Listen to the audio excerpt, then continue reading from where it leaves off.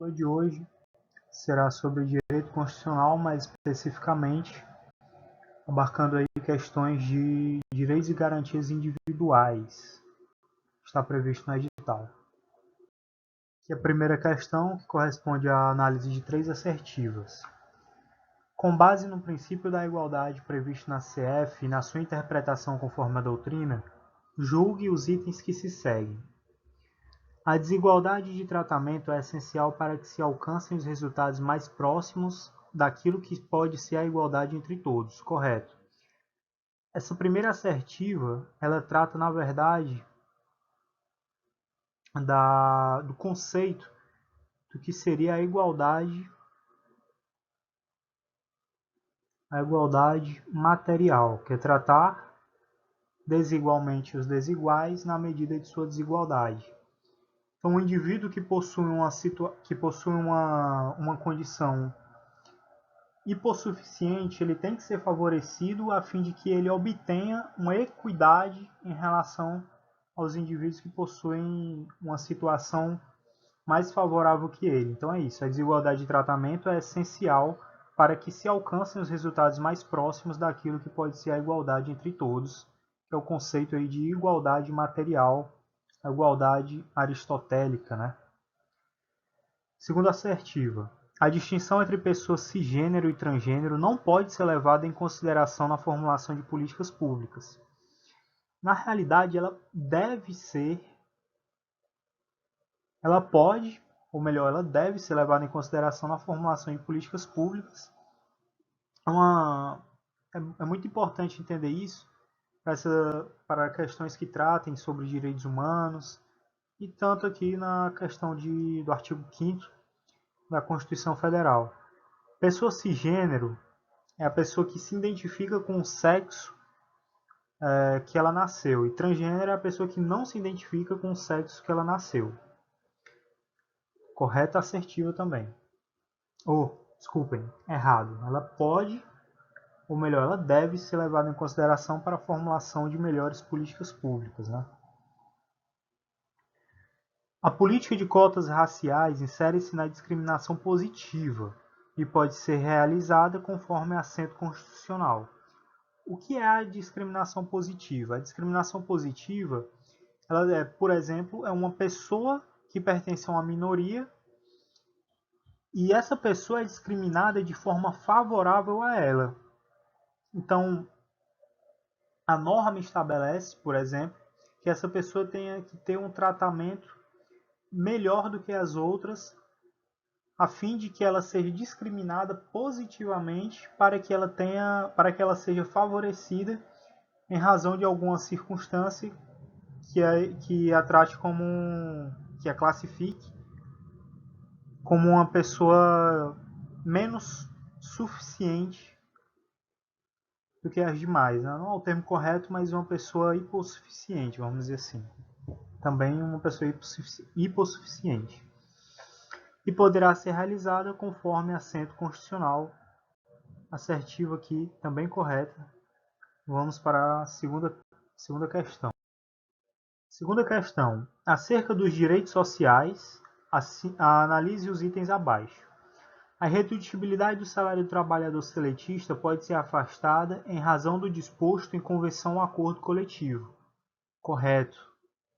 Artigo 7º da Constituição trata sobre isso. Artigo 7º, inciso 6º, diz que a indutibilidade do salário, salvo o disposto, diz que o salário é redutível, salvo o disposto em convenção ou acordo coletivo. A convenção é quando o sindicato dos trabalhadores trata do tema com o sindicato dos empregadores. E o acordo coletivo é quando o sindicato dos trabalhadores trata do tema diretamente com o trabalhador. Segundo item, o salário de todo trabalhador goza de ampla proteção legal, razão pela qual configura o crime qualquer forma de retenção pelo empregador. Não é qualquer forma de retenção pelo empregador. Tem de ser uma retenção dolosa. A retenção culposa do salário do trabalhador não constitui crime. E o salário família é pago a todo trabalhador urbano ou rural em razão da quantidade de dependentes Errado, né? O salário família ele é pago em razão do dependente do trabalhador. Do dependente do trabalhador de baixa renda, certo? Não é todo trabalhador, é em razão do dependente do trabalhador de baixa renda, nos termos da lei. Todas essas assertivas aqui é possível a consulta no artigo 7º da Constituição. Então, só a alternativa 1 está correta, só o item 1 está correto, portanto, a alternativa correta, letra A. Acerca dos direitos e garantias individuais, assinale a alternativa incorreta. Letra A. Os partidos políticos devem aplicar no mínimo 5% dos recursos do fundo partidário na criação e na manutenção de programas de promoção e difusão da participação política das mulheres de acordo com os interesses intrapartidários. Correto? Está de acordo com a Constituição, está expressamente previsto assim na Constituição. É importante lembrar desses 5%, não 10 nem 15, 5%. Letra B. São privativos de brasileiro nato os cargos, entre outros, de presidente do Senado e de ministro do STF. Correto? Porque são cargos que, caso haja vacância do cargo de presidente e vice-presidente da República, são cargos que estão na linha sucessória para ocupar o cargo de presidente da República, e como presidente da República é um cargo privativo de brasileiro nato, estes também devem ser. Letra C. Todo brasileiro em situação de vulnerabilidade social terá direito a uma renda familiar básica garantida pelo poder público pelo Programa Permanente de Transferência de Renda, cujas normas e requisitos de acesso serão determinados em lei, observada a legislação fiscal e orçamentária. Correto também. Está dessa forma previsto na Constituição. Letra D. As normas definidoras dos direitos e garantias fundamentais têm aplicação imediata. Correto. Letra E. É vedada a dispensa do empregado sindicalizado a partir do registro da candidatura a cargo de direção ou representação sindical e, se eleito, ainda que suplente, até 2 anos após o final do mandato. O erro está aqui, não são 2 anos, e sim 1 ano. Então, o empregado sindicalizado, né, a partir do registro da candidatura a cargo de direção ou representação sindical, no caso de eleito, né, se ele exercer efetivamente se ele foi eleito e exercer essa direção da representação sindical, ainda que suplente, ele mantém a estabilidade no seu emprego por até 1 ano após o fim do mandato. Então, a alternativa errada, né, que é o gabarito da questão, letra E. O alistamento eleitoral e o voto são facultativos para os analfabetos, correto, os apenados, incorreto, né, ele não é facultativo para os apenados, até porque se o indivíduo tem uma pena com trânsito em julgado, ele possui seus direitos políticos suspensos, então ele não pode nem votar e nem ser votado. Então aqui não é caso de alistamento eleitoral e votos facultativos. Ele tem aqui os seus direitos políticos suspensos enquanto durar a pena. Lembrando, no caso, de transitado em julgado. O que é transitado em julgado? Transitado em julgado é quando não há mais a possibilidade de apresentar recursos contra a condenação, contra a decisão judicial. Os maiores de 70 anos, correto, eles têm um alistamento eleitoral e voto facultativos. Os residentes no estrangeiro, errado, os residentes no estrangeiro eles têm a obrigatoriedade, eles são obrigados a votar. E os maiores de 16 e menores de 18 anos também têm um alistamento eleitoral e o voto facultativos, portanto, gabarito letra C. Alexandre e Ricardo, advogados, estavam circulando pelo pátio do batalhão do Corpo de Bombeiros, quando escutaram um determinado oficial em flagrante de nepotismo. Ele tinha acabado de nomear a filha para ocupar cargo comissionado na corporação. Nesse caso, para evitar a lesão à moralidade administrativa, é cabível a propositura de... Vamos lá. Mandado de injunção. Errado. O mandado de injunção ele ocorre sempre que a falta de norma regulamentadora torne impossível, inviável, o exercício de direitos constitucionais, direitos e liberdades constitucionais, e de prerrogativas inerentes à nacionalidade, à soberania e à cidadania. Então, está errado. Então, mandado de injunção, em suma, ocorre quando a falta de norma regulamentadora que essa norma regulamentadora vise garantir direito e liberdade constitucional. O habeas data serve para assegurar o conhecimento de informações relativas à pessoa,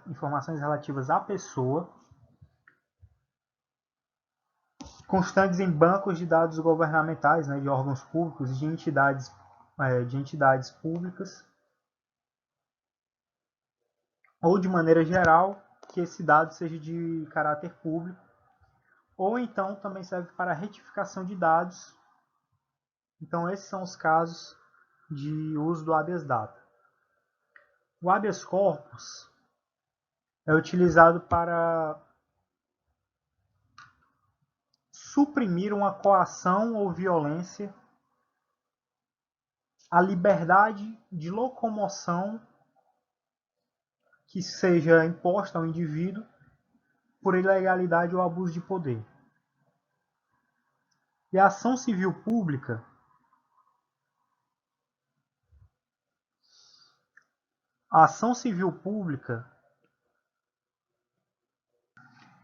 é um ato inerente ao Ministério Público,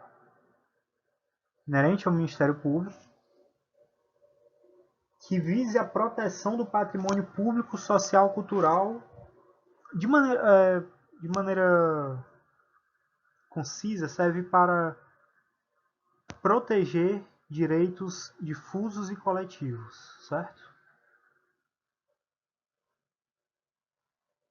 Difusos e coletivos, e é de propositura do Ministério Público. A ação popular visa anular ato lesivo ao patrimônio público ou a moralidade administrativa, ao meio ambiente, o patrimônio histórico-cultural. Então, esse é o gabarito da questão, porque o nepotismo, segundo o STF, na súmula vinculante número 13, o nepotismo ele viola os princípios expressos da Constituição, os princípios expressos da administração na Constituição, quais sejam um LIMP, A legalidade, a impessoalidade, a moralidade, a probidade e a eficiência. No caso, a ação popular ela visa proteger a moralidade administrativa. Nesse caso, então, é cabível uma ação popular contra o ato de nomeação que caracterize a prática do nepotismo. Considerando a Constituição e a jurisprudência do STF, julgue os itens a seguir. A previsão constitucional da prisão civil do depositário infiel não foi revogada, mas deixou de ter aplicabilidade com a internalização no ordenamento jurídico pátrio dos tratados internacionais que a condenam, alternativa perfeitamente correta.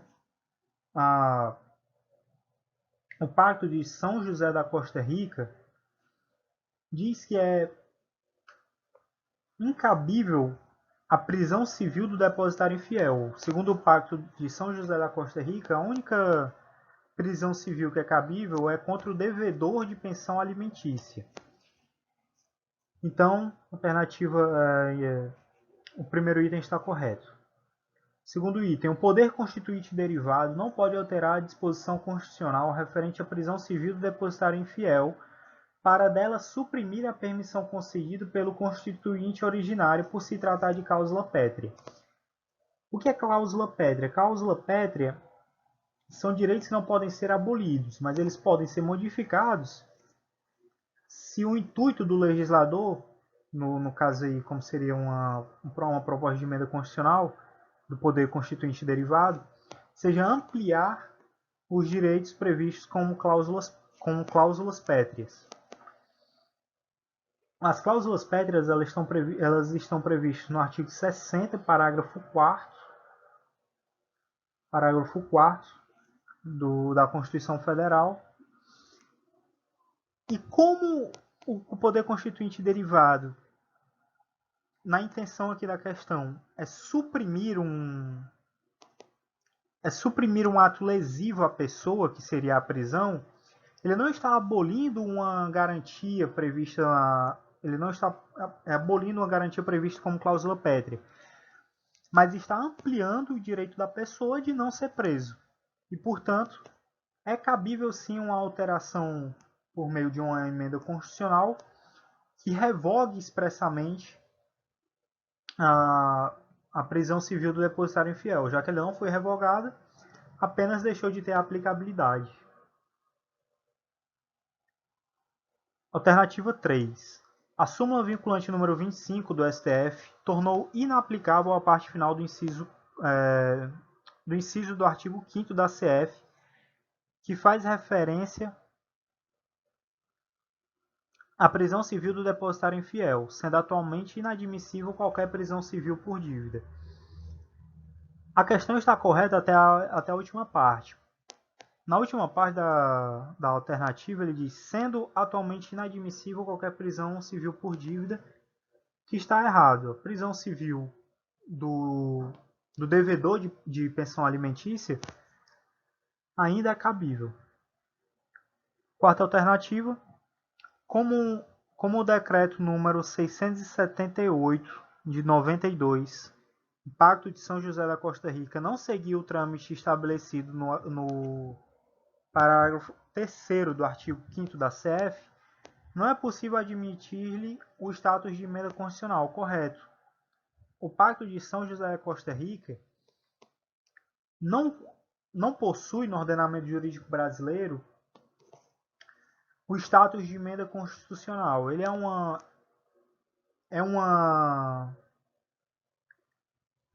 um decreto, é uma norma, é uma convenção internacional que está previsto no ordenamento jurídico como norma infraconstitucional, porque o artigo 3º do artigo 5º da CF diz que normas que tratem de direitos humanos internacionais devem ser submetidas, para possuírem o status de emenda à Constituição, devem ser por 2 turnos aprovadas por 3/5 dos membros das casas. Então, esse aqui é o quórum que é necessário para aprovação em 2 turnos. E o Pacto de São José da Costa Rica não seguiu esse trâmite e, portanto, não possui status de emenda constitucional, apenas status de norma infraconstitucional. Então, a alternativa é correta. Aliás, aqui a alternativa 3ª está errada, né? Porque não é inadmissível qualquer prisão civil por dívida. Então, as únicas alternativas corretas, primeira e quarta. Então, a alternativa correta é a letra B.